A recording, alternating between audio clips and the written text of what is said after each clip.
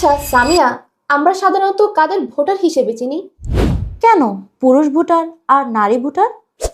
কিন্তু আর কি কোনো ধরনের ভোটার আছে? হ্যাঁ, অবশ্যই আছে।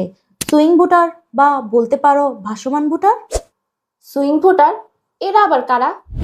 যারা কোনো নির্দিষ্ট দলের স্থায়ী ভোটার না বা শেষ মুহূর্তে সিদ্ধান্ত নেন কাকে ভোট দিবেন। কেন তাদের সুইং ভোটার বলা হয়? কারণ তাদের ভোট একদিক থেকে অন্যদিকে দোল খায়। আচ্ছা, আগে কি এমন ছিল? না, একসময় মানুষ বংশ পরম্পরায় এক দলকে ভোট দিত। এর কি প্রমাণ আছে কোনো বাংলাদেশে? হ্যাঁ, অবশ্যই আছে।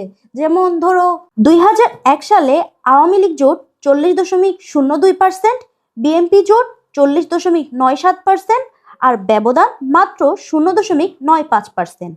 আর 2008 সালে আওয়ামী লীগ 48.04%, বিএনপি 33.20%, আর পার্থক্য 14.84%। এই বড় পরিবর্তনের পেছনে ছিল সুইং ভোটারদের ভূমিকা। তাহলে সুইং ভোটার বাড়তে পারে কেন এবারে? তরুণ ভোটার প্রায় 5,56,00,000। মোট ভোটারের 43% এর বেশি। তরুণরাই হতে পারে গেম চেঞ্জার। রাজনৈতিক পরিবর্তনের পর অনেক ভোট এখন অনিশ্চিত অবস্থায়। আচ্ছা, সুইং ভোটাররা কি অজ্ঞ? না, তারা দেখেন দেশের স্বার্থ, কে দেশকে নিরাপদ রাখবে, কে দেশের উন্নয়ন করবে এবং কে তাদের স্বার্থ রক্ষা করবে। আচ্ছা, এই নির্বাচনে জয়ী হবে কারা? যারা সুইং ভোটারের মন জয় করতে পারবে তারাই শেষ পর্যন্ত বিজয়ের হাসি হাসবে।